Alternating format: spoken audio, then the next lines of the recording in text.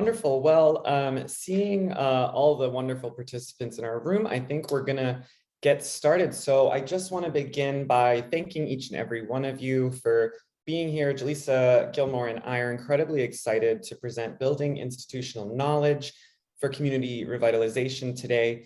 A few housekeeping items. This meeting is being recorded, so please be aware of that. We will have a Q&A at the end of the session, so please keep your mics muted until then. But of course, you can ask questions using the chat at any time during this webinar. And in addition, please share your name and the location of where you are participating from today so we can get a sense of who's in the room and where you're at. So with that said, we're going to begin building institutional knowledge for community revitalization. You're going to hear from myself, Jaleesa Gilmore. We're both managers of equity and resilience programs at Groundwork USA. And towards the end, you'll hear from Sally Baker of Philmont Beautification, Inc., and Jonathan Phillips of Groundwork Elizabeth, New Jersey, to really contextualize what we're talking about. So today's agenda, we're going to discuss Groundwork USA, give you an intro. Know that many of you know who we are and what we do, but some of you might not, so we'll get into that. I'll then highlight some of the webinar objectives and then define institutional knowledge to really set the foundation for today's conversation. Jaleesa will then share some strategies and resources to maintain and support institutional knowledge. And we'll close with institutional knowledge and action. We'll hear from Sally Baker and Jonathan Phillips. And finally, we'll wrap up with a Q&A. So just to start, a little intro to Groundwork USA. Groundwork USA is the national capacity building organization for a cross-country network of 22 grassroots, people-centered environmental justice organizations working hand in hand with residents to transform environmentally disadvantaged urban neighborhoods into communities that are healthy, green, and resilient. We work in communities stretching across the United States from San Diego, California to Lawrence, Massachusetts. And we work with those communities from coast to coast to drive change around environmental justice, climate resilience, and we do so by integrating community level needs with national level resources and visibility to redress historic harm. And as many of you know, a core aspect of Groundwork USA's work is really about transforming brownfields or contaminated and polluted lands and transforming them into real community assets. So we have three core objectives for today. The first being that folks will leave understanding the impact of institutional knowledge in a brownfields and community revitalization context. Second, you'll be able to identify and implement strategies to maintain project momentum throughout the course of your project. And finally, folks will learn to develop materials to prioritize critical information as well as equity goals throughout your project. So to get us started, what exactly is institutional knowledge? I've got a few key questions here to really kind of ground our discussion. The first is, what is institutional knowledge and what does it look like in the brownfields land reuse and community revitalization spaces? Next, we'll talk a little bit about who your stakeholders are. Where are they situated? Why does that matter? And finally, we'll talk about what the value of institutional knowledge and institutional knowledge is. So institutional knowledge can be thought about as a shared set of facts, concepts, connections, technical know-how, and data that is held by a group of people working together. In many cases, the vast majority of this knowledge can be held onto by one individual or a small network, and it might not be properly documented or diffused within and across organizations. Importantly, institutional knowledge can be both explicit and implicit. And so you can see on the infographic on your right that institutional knowledge can look like outputs and events, right? Like a community group hosting an informational event and connecting with residents, recording information as you engage. it can also be a lot more implicit and look like connections and expertise, where one individual might hold a lot of social capital or political capital, knowing a number of figures that are key to the project. And so it's really important to think about whether or not this institutional knowledge is more explicit or implicit, because it can help inform what needs to be recorded, who needs to do the recording, and how you can go about doing that. And for instance, you could imagine that a municipal planner who's done brownfields land reuse work for years is easily able to complete a task that's relevant to their work. It might be difficult to say that this planner is going to be in the streets organizing with residents, advocating for the project, writing to elected officials. Not to say that that couldn't happen, but it's helpful to think about who's doing what, when, and how. We also, when we're talking about institutional knowledge, have to think about who our web of stakeholders are. And it's really critical when you're thinking about building and preserving institutional knowledge to know who's working with you. So I highlight this web of stakeholders as an interconnected web because it's really important to understand how each of these groups relates to each other in the course of any community revitalization or brownfields land reuse project. And again, I want to stress that when we're thinking about institutional knowledge ranging from being explicit to implicit, that it's useful to think about each of these stakeholder groups because each of them will have different responsibilities, roles, and connections with one another, and connections and responsibilities with respect to building, documenting, and transferring institutional knowledge. I've listed a few core groups here, including elected officials, residents, public sector employees, developers, investors, and consultants, as well as nonprofits and community groups. Now, this list isn't exhaustive, but in our research, Jaleesa and I really heard these core groups come up again and again. And so, like I said, the point really isn't to make an exhaustive list here, but to demonstrate that interconnected nature and to help catalyze thinking about how these groups connect with one another. And so when we think about these stakeholders, want to just ask a few questions as we're engaging in the work. The first is, what do each of these stakeholders bring to the table? What is their impact? The second is, what knowledge, broadly considered, is shared among these stakeholders? And what knowledge might be held by one group or one individual? And finally, how can those sets of knowledge be maintained, codified, and transferred between and across these groups? I also want to say a word about project champions in your stakeholder groups. So within any of these groups, you're likely to have a project champion. What does that mean? Well, a project champion is essentially someone who is spearheading some of the most important aspects of your work and to drive it forward. And of course, project champions don't always need to be a single individual. It could also be a group. It could be a small business association, a particular community or nonprofit organization, and so on. But it's really important to think about who your project champions are in the context, again, of these stakeholder networks, because it can help us think about who is holding what type of information, and it can help kind of think about what information you're going to need to record, what kind of information or data is going to need to be shared across groups.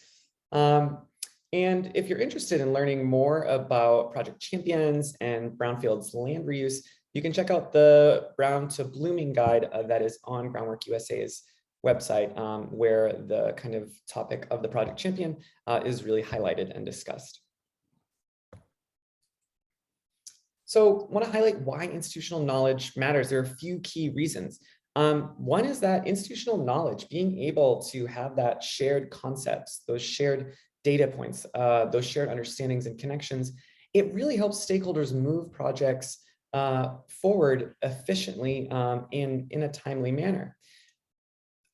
Institutional knowledge also matters because it reduces the time, resources, and mistakes that can come through in a project. And finally, documenting your institutional knowledge and transferring it really helps increase the opportunities to replicate successful projects and minimize errors that led to unsuccessful projects, right? So institutional knowledge can really be thought about as something that is not only going to guarantee your success on the current project that you may be working on, but it'll also lay the groundwork for future success in your collaborations and engagements with your partners. And so we've been talking about institutional knowledge, and it's really critical to understand institutional knowledge loss. So I want to just highlight a few key questions here as well. Thinking about what it looks like, how does it differ across those stakeholder groups that I've been talking about, and what are its impacts? So, for one reason or another, whether for lack of diffusing knowledge across those stakeholder groups, or because of transitions in organizations, knowledge loss occurs when a particular stakeholder or group of stakeholders leaves, when certain project dynamics change, and when information isn't adequately documented and shared. Now, depending on the stakeholder that you're engaging with, knowledge loss could look like a particular piece of information or a piece of knowledge about, say, a project site being lost. Maybe it's history, who was involved in getting it started, as well as the technical knowledge of how that process worked from beginning to end. This institutional knowledge loss could also look like coming up against a new barrier when one individual who held all of the connections and all of that social capital for your project leaves, and those connections will need to be rebuilt after that person's departure. And it's really key to highlight the impacts here, because however that institutional knowledge is lost, the impacts are real. And so institutional knowledge loss can create frustration and delays. Of course, it can slow down or completely derail a project. Documents and procedures that you've been using on your project that were once useful might no longer be relevant. And importantly, the community and other stakeholders may begin to feel like their time was wasted. As you can imagine, if you've been working on a project in the brownfields land reuse or community revitalization, we know that these projects take a lot of time and that there are a lot of stakeholders involved in the process, especially when we're thinking about working in brownfields impacted communities, communities that are environmentally overburdened. We have to really think clearly about building trust and what it means to give our time to other people and to benefit from the work that they are doing. So it's really key that we avoid institutional knowledge by recording, documenting it, and sharing it however we're able to do that. And so in summary, institutional knowledge is really critical because it builds and maintains project momentum, continuity, and project success. As I was just saying, it helps us really see the kind of high points in our projects, and it can really provide the opportunity for growth and redirection on current and future projects, and can really speed up future engagements as well as the ones that we're working on right now. Second, and as I was just saying, institutional knowledge is really critical when we think about the communities that we work with. It's really important to build trust, equity, and environmental justice with marginalized communities as we engage with them. And institutional knowledge is one of the mechanisms that we can use to really build that democratically and equitably. And I would be remiss if I didn't say that, working with the communities that we do, institutional knowledge is already deeply ingrained in the communities. And so across the wonderful web of participants that we have here today, just a reminder that when we are working with these communities, they are their own communities, champions, leaders, and folks with such rich experiences, connections, and knowledge. But you might be asking yourself after this conversation about institutional knowledge and knowledge loss, how we do all of this. Well, have no fear, Jaleesa is going to lead us in just a minute in a discussion of strategies to build, maintain, and transfer institutional knowledge. And following that, you'll hear from our two fantastic speakers. And so with that said, I'll turn it over to Jaleesa. Thanks, John. So hi, everyone. I'm Jaleesa Gilmore. And so now that we've spent some time talking about institutional knowledge, why it matters, what it is and how it can be lost, we want to talk a little bit about some simple project management strategies and best practices to think about for building and maintaining institutional knowledge. So we're going to separate these into three buckets. And the first one is documenting knowledge, what everyone's traditionally thinking about. We need to make sure that we're recording this information. The next thing is managing processes. And then the last thing is really building stakeholder relationships is also important to institutional knowledge. And just noting that this isn't a linear relationship. All of this stuff can be happening all together at the same time, and definitely should be. And so first, let's talk about what building institutional knowledge should not look like. The first thing is, like this picture on the left shows, it shouldn't be multiple giant binders full of detailed information, because it's going to be information overload and no one's going to read it and it's going to get lost anyway, and defeating the purpose of trying to build institutional knowledge. Another thing is all the information living with one single person. John mentioned that people leave, they come in and out of the brownfield project. You don't want all that information to leave when one person goes. And then kind of, maybe counterintuitive to that is looping in everyone to everything. And this is also kind of an information overload. If you're constantly bringing people in or sending them stuff, it also just, is going to get lost in everything. So you should really be intentional about who you're bringing into what, but also making sure that information is accessible to everyone in the process. Welcome, everybody. So the first thing that I want to talk about is, actually documenting institutional knowledge. So what should you be documenting? And so the first thing that's super important to a brownfield land reuse project is the site status and its history.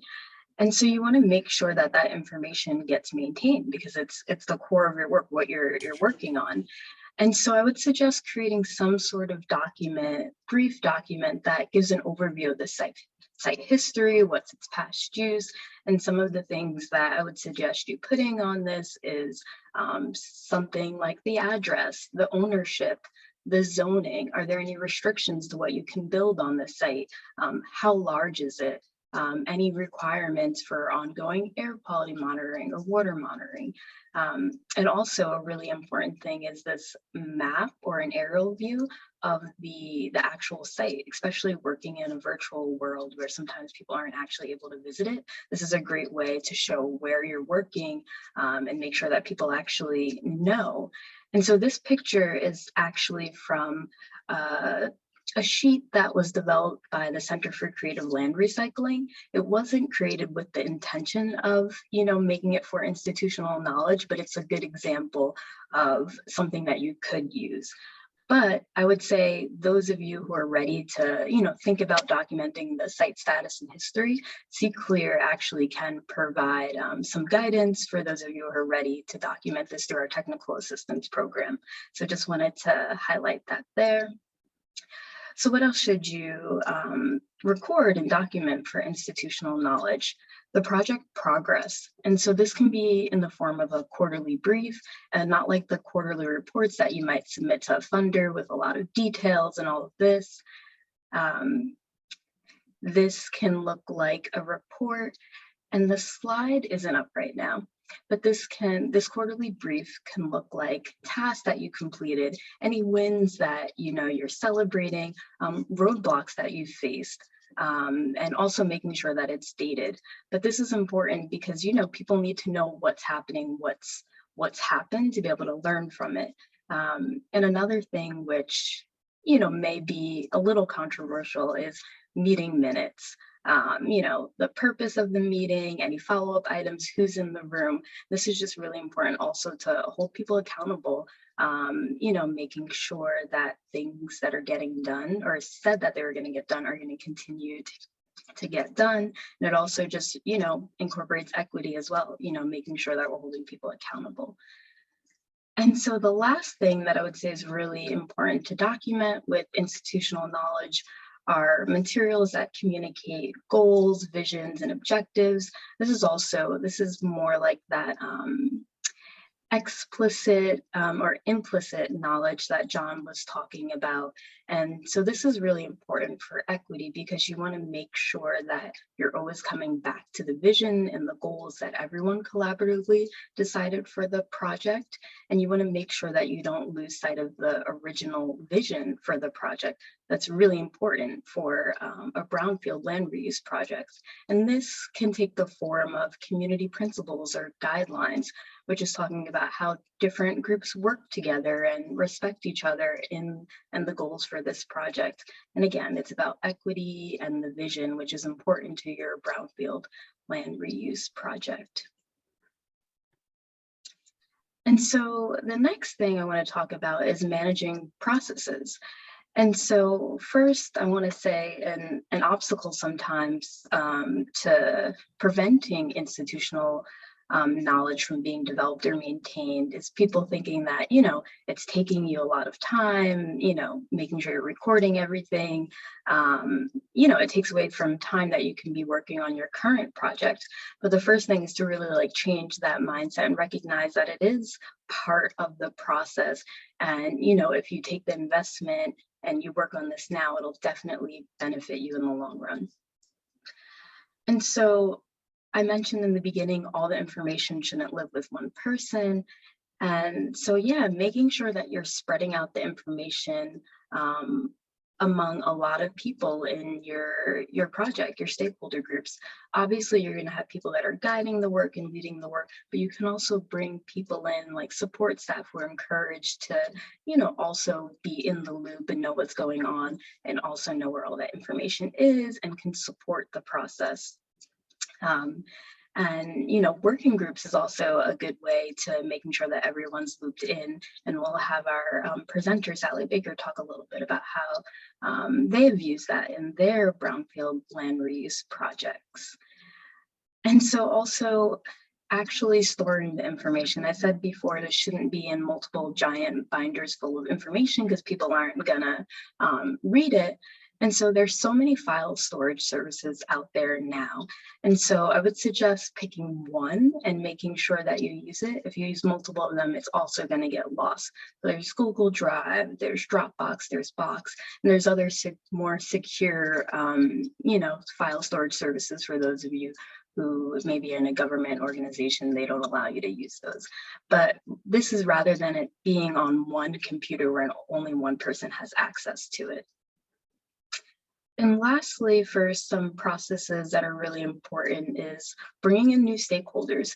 We know that the Brownfield Land Reuse Project can take several years, and we know that people cycle in and out of nonprofits, government, and so you want to make sure that you're not losing valuable time bringing people on board or trying to find information. So we suggest creating like a project welcome packet that has that important information that we talked about before, like the site history and status, the visions and goals, project progress, that you can just give to someone when they they start. So you're not wasting time onboarding people. You should still be having those conversations with them and talking to them and bringing them in the loop, but they won't be thinking 2 years later, like, oh, I wish I had this information when I first came on board to the project.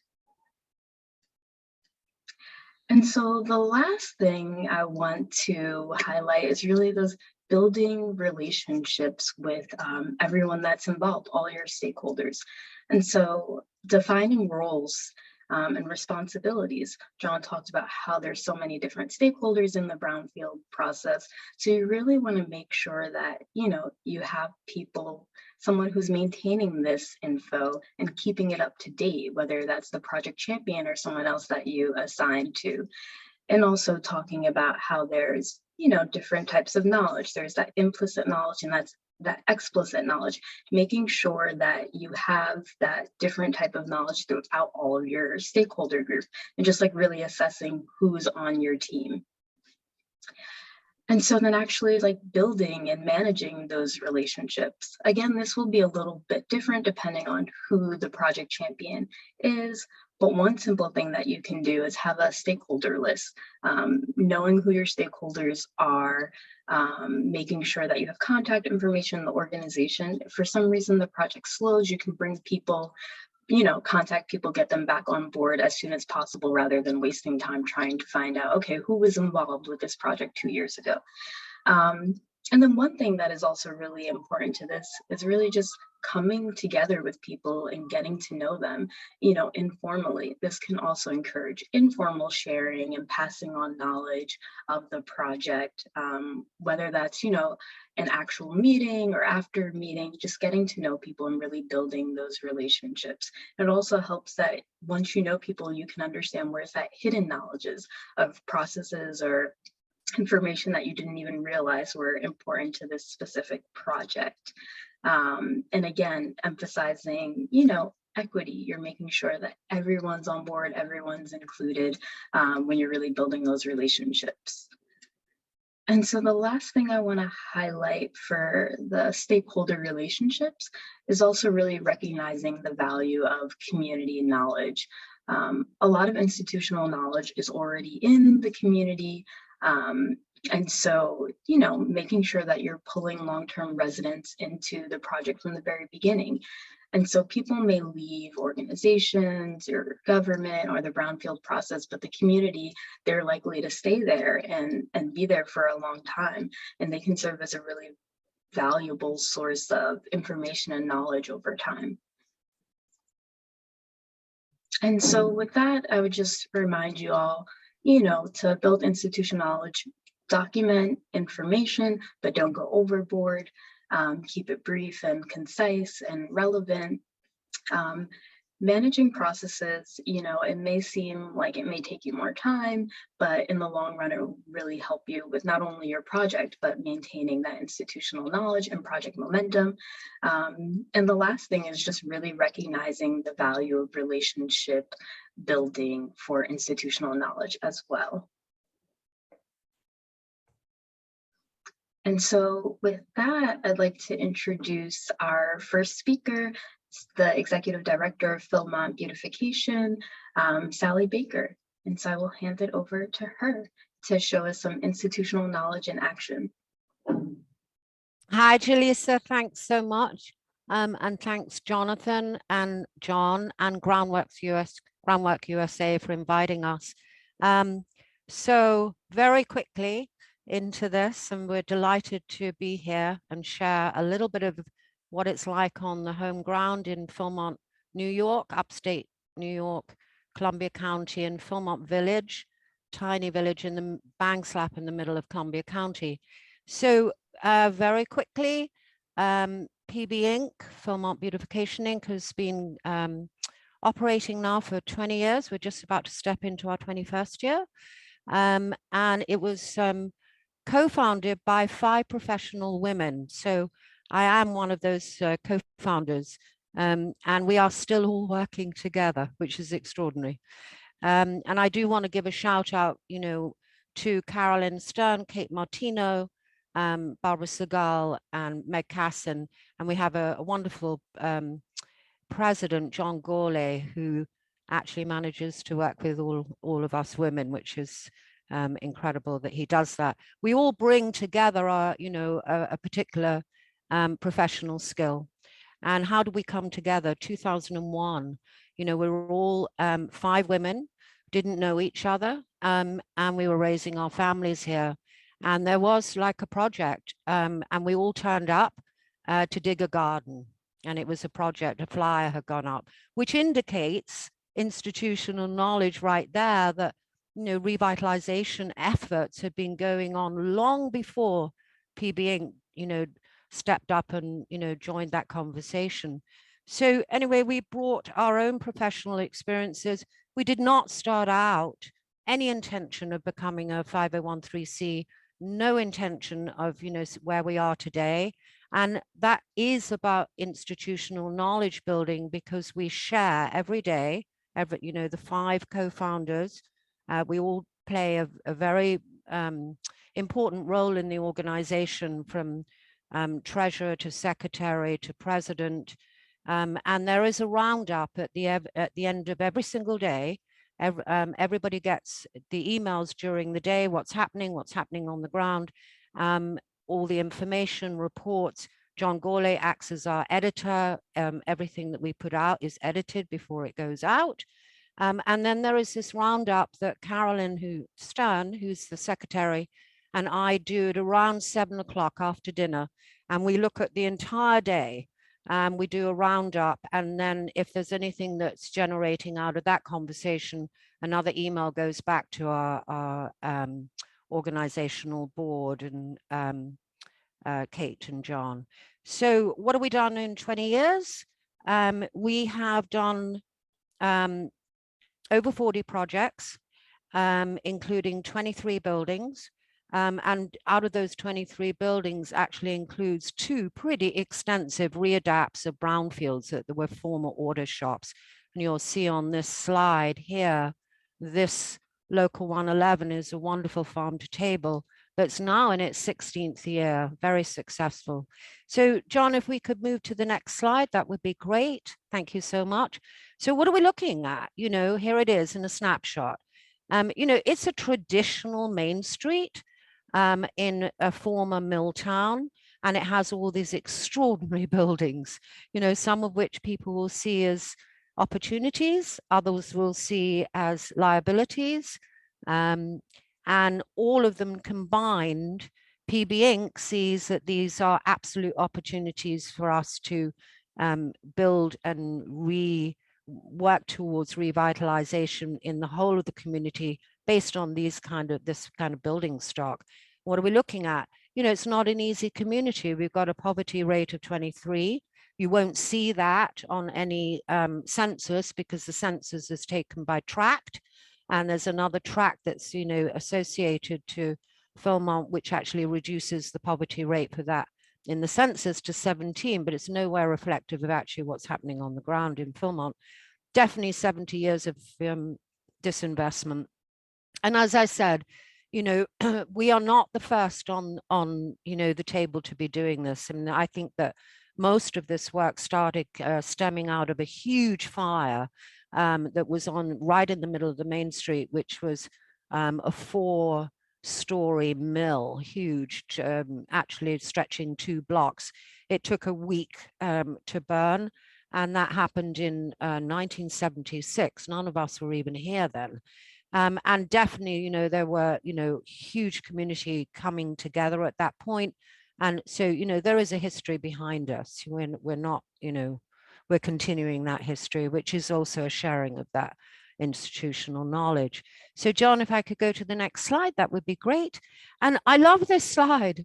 You know, I looked for, you know, images. It was like, what does institutional knowledge look like in an image?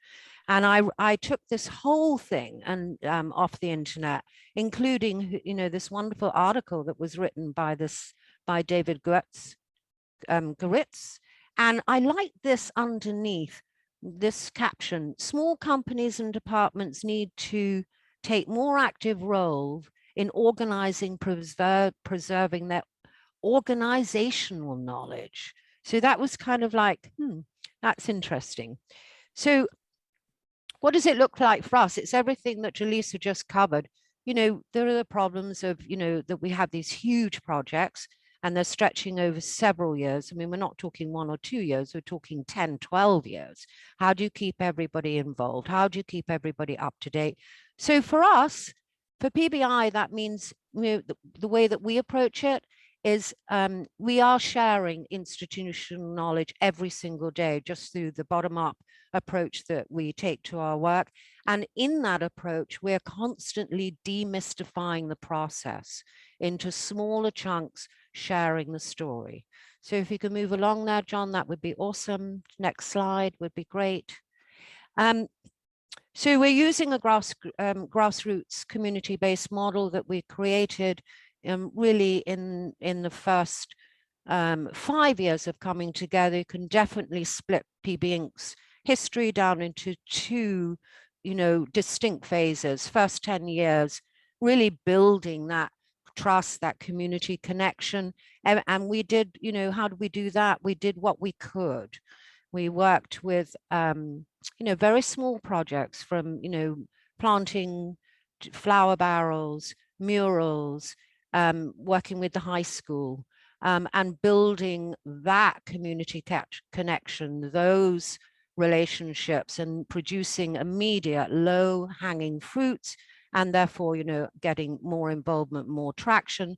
And at the same time, we were attending village board meetings and going to all of those meetings with the intent of really trying to establish a partnership with the local municipality. So we did create this model, and as you can see, I'm not going to talk over this slide, but you know, every single project has a working group that is driving the process. They're not committees, they're working groups.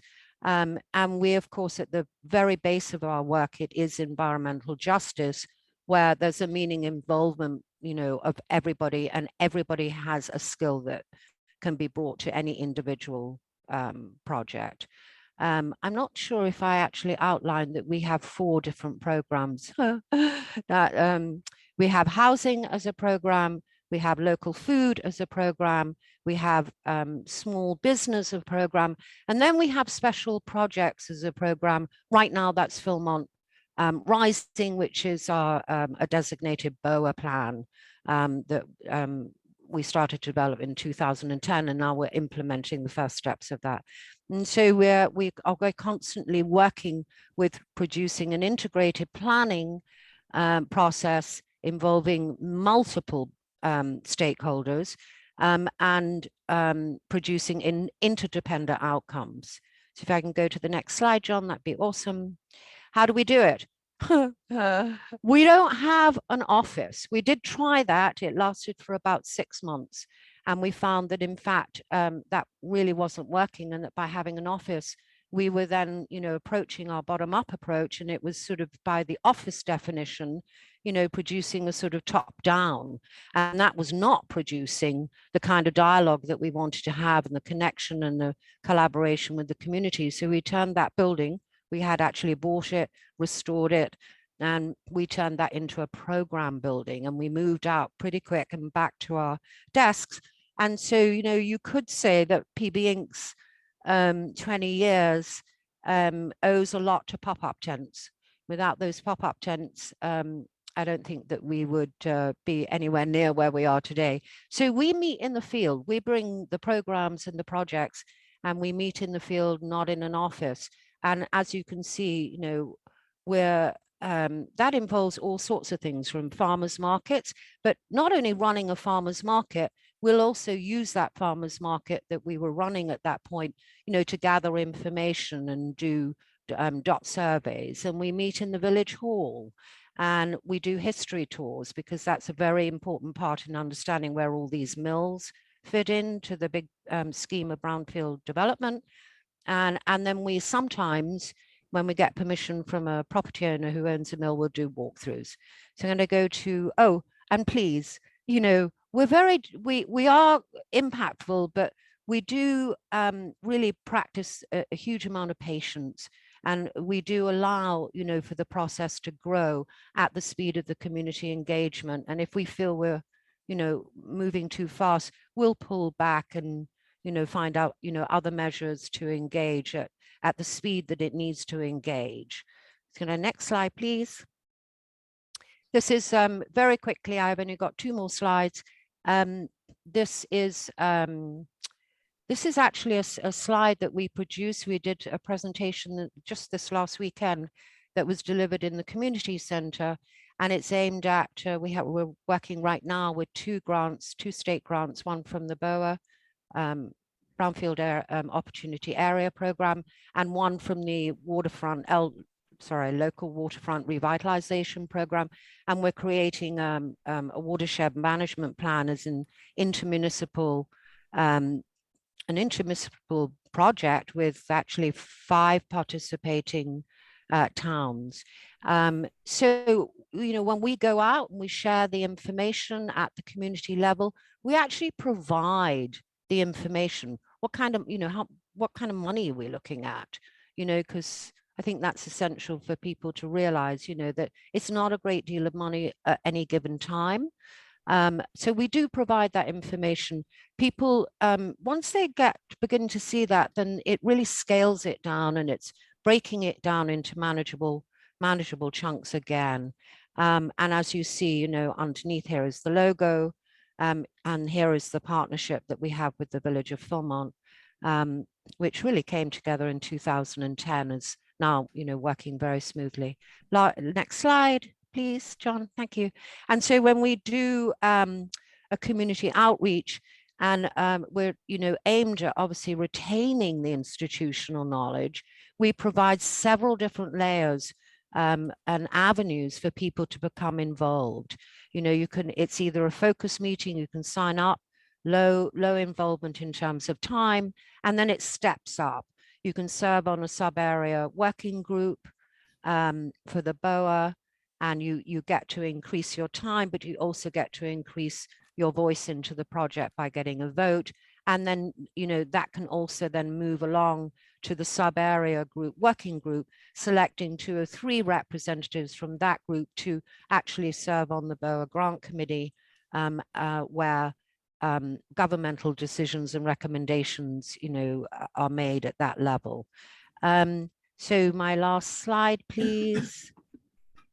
And one of the things in terms of sharing the community knowledge and sharing that institutional knowledge and documenting it, we provide a village report every month, and it's actually included in the village meeting minutes.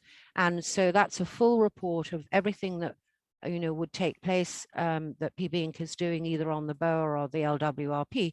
And of course, that's for the village board because they're our partner, but it's also an available document, and to anybody in the community. The minutes are posted online.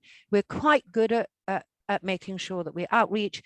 And then our big thing, these cards we produced 10 years ago, and they were still using them. And so we're always taking photographs. One of these cards is a folded card, and it goes out to thank anybody who's stepped up, given time. And it takes us exactly 3 minutes to produce one of these cards, put a photograph in, maybe we took, of the person that actually turned up on one particular project, put it in there, print it out. We can actually produce one in 3 minutes and get it out the door in 5 with a handwritten note to say thank you. I think that human element is, vital in this kind of work. So thank you very much. I'm at the end of my time.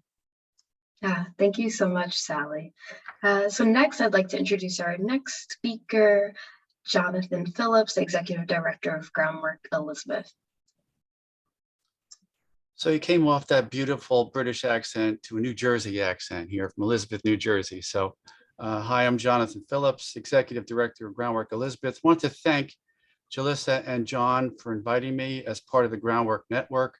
I saw Steve Burrington, our Executive Director of Groundwork USA, had joined us before. I know Kate Mangoya of Groundwork USA is here as well. So I'm happy to be representing the network with one example of a brownfield project that we've done here in Elizabeth, New Jersey.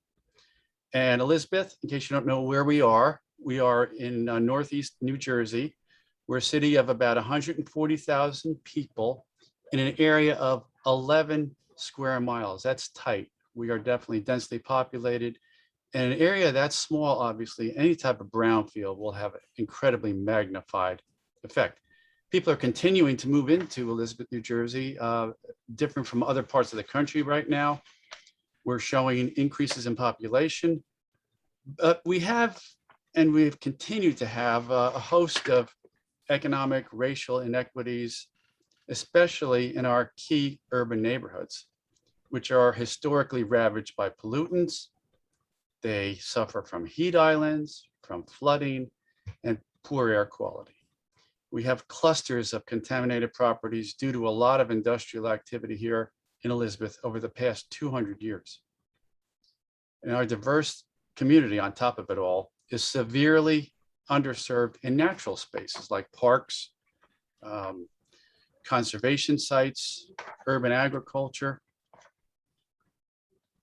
Those customarily living on the fringes in our diverse community can't be forgotten. And we've got these issues, and brownfields significantly affect our community. Again, that's why I'm here today. So before we go into our slides. This is key. And I think we've been talking about this, all of us, the whole day. Institutional knowledge cannot live in just one place. It can't live just with me. It can't live only with Sally. It's got to be shared. So gaining partners in our community can take time, but it's worth it. We need members from the public sector, the private sector, and of course our community at large, which is representative of who's living here. As we work together towards a shared goal to improve any type of brownfield site we have and the lives that are affected, we need people to stay in here for the long haul to share that institutional knowledge. We don't want that walking brain. I saw John put that slide up. We don't want institutional knowledge loss to happen. So my brownfield, or our brownfield in Groundwork Elizabeth, is called the Groundwork Elizabeth Microfarm. And this is a layout of the way it's sort of happening right now. In fact, we had people on the site this morning, 40 degrees, working, building one of the first microforests in New Jersey on this site. So they're chilly, but they're working hard. You can go on to the next slide now. So this is what part of the site looked like in the past. And this is actually, yeah, stay right there. This is a contaminated area. There was a coal furnace over here. We had to take some soil out of there, cap it.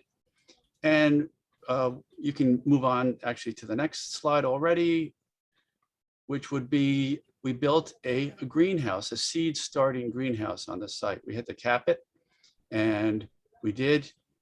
We enclosed it, and you can move on then to the next site, which is a grand opening about a year later, with a number of public and private sector figures on there as well. You can see in the middle, our mayor is cutting the ribbon. This is actually, the ribbon is floating around. Members of our staff, members of the private sector, board members, looking at people here, and children were at the site. So you can move on as well, Jalissa or John.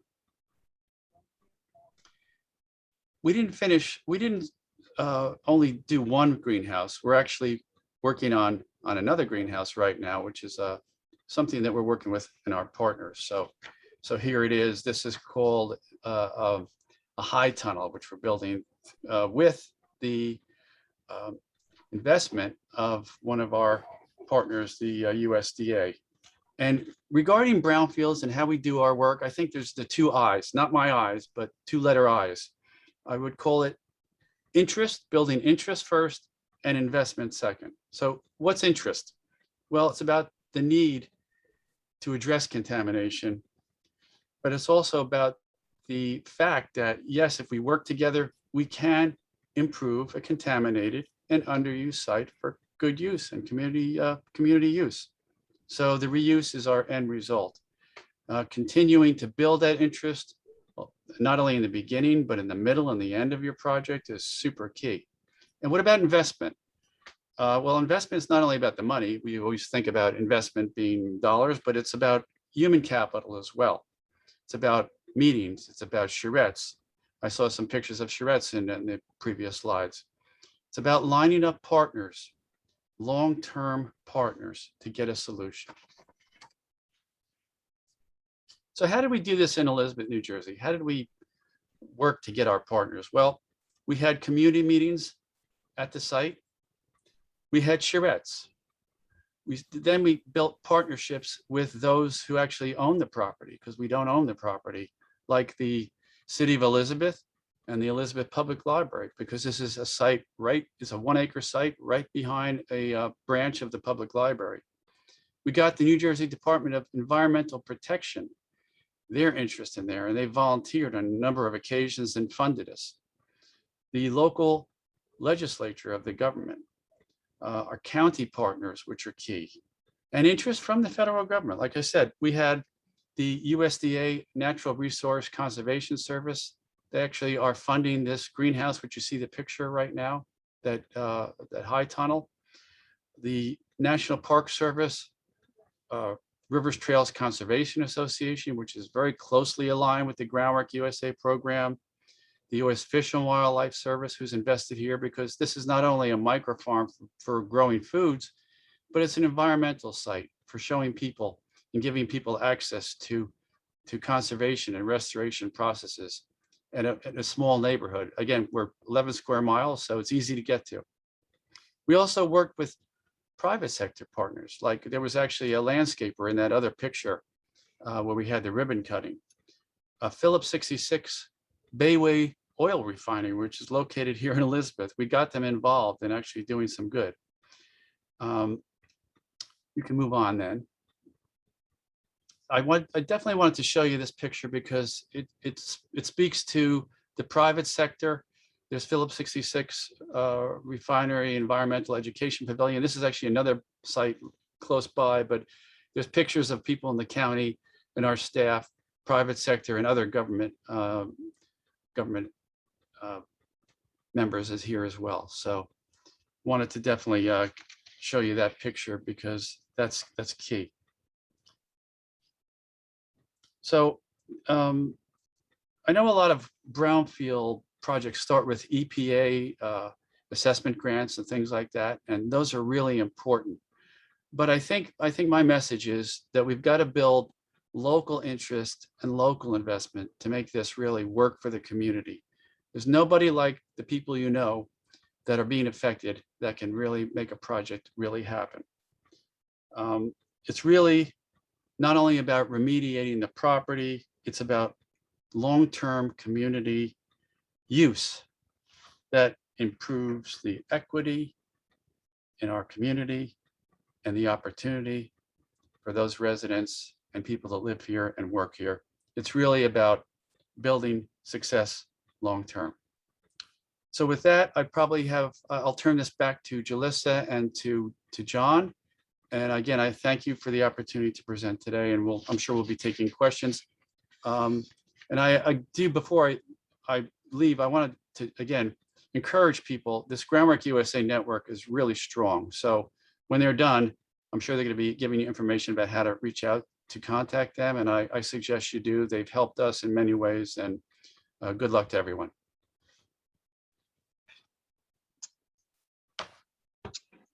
Great. Thank you so much, Jonathan and Sally, for your presentations. And so I'd love to open it up for questions now if anyone wants to ask John and I anything, or our two lovely presenters, Sally and Jonathan.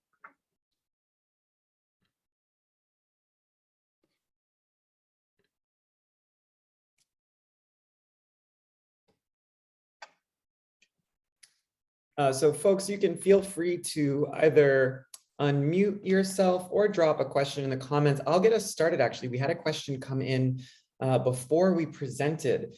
And the question was, how has COVID changed the way we think about institutional knowledge, our stakeholders, relationship building, and key information? And Jalissa and I thought this was a really, really important question. And what we came up with really is a few kind of key themes. One is that more time is needed to build relationships deeply and equitably. COVID exposed vast divides in our societies and made it really clear that when we're doing community revitalization and brownfields land reuse work, that taking the time to really connect with people and meeting them where they're at matters. It's really about recognizing that digital and language justice is real, right? We need to ensure that the most vulnerable, the folks that we're working with in brownfields impacted communities, have access to both the technology and the language to communicate effectively. COVID also really kind of highlighted the need also to document more of our work, which you've heard from Jalissa, Sally, and Jonathan today, right? It's really important that we document it, but document it in a way that is accessible, document it in a way that can be understood by all of your stakeholders. And finally, we have to be creative, patient, and thoughtful about how we engage with each of our stakeholders and really consider connecting with people across those stakeholder groups that we've been discussing today. So with that, curious if we've got any other questions. John, along with that, if I can interrupt, Please. I was on watching TV today before I got over here, a local cable channel, and it was actually COVID-19, the new normal. So I'm afraid that this is probably the new normal. It's affecting all of our work in many different ways. The reason that we're here today, probably virtually, is because inspired by the necessity to work virtually by COVID. But yeah, those other things you said are certainly valuable as well. But it looks like this is not going away tomorrow. Yeah, I'd like to add in that, you know, where there have been incredible pluses that we've all learned from COVID, you know, extraordinary pluses, you know, and recycling in things, you know, items and plans that were already there, taking like placemaking in the village. We managed to keep hold of all of our restaurants through COVID. We didn't lose one business on the main street. But PB Inc., our cost of program delivery, just the amount of differences that we have to now include, you know, from in-person meetings to Zoom meetings to webinars, our actual cost of program delivery has escalated beyond our original budgets. And you know, I feel like that hasn't really got acknowledged by our funders or at the, you know, at the levels that could really help us, you know. So if COVID is the new norm, we really need to address the stress that that's putting on not-for-profits in terms of, you know, constant delivery within that new norm.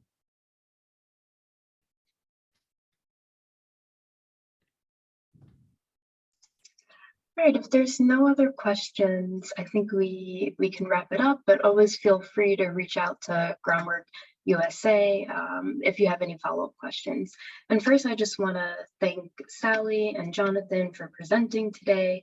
I want to thank the EPA for providing support for our equitable development technical assistance. I also want to thank CClear, or the Center for Creative Land Recycling, Gene Hammerman, for providing some insight as we were developing this webinar.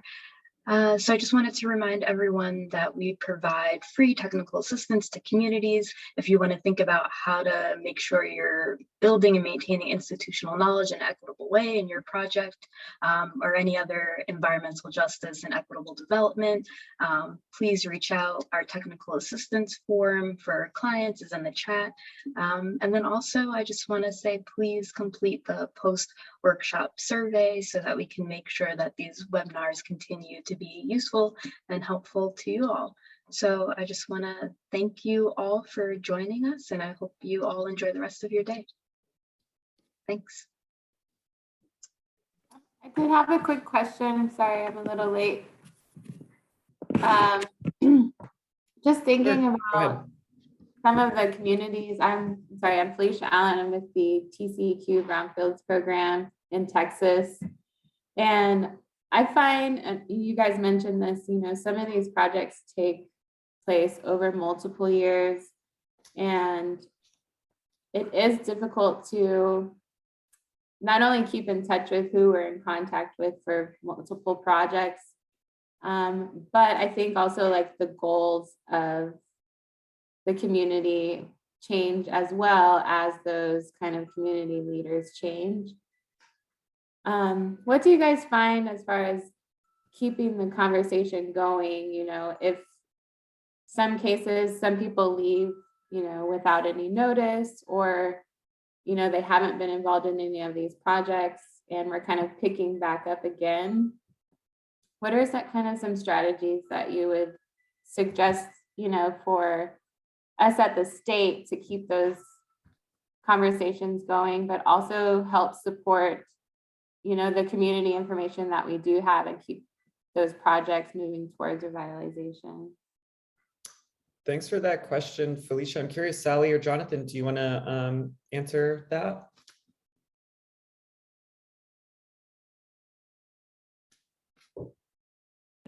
Oh, I can Sally, answer. you're muted. I can There we go. answer that.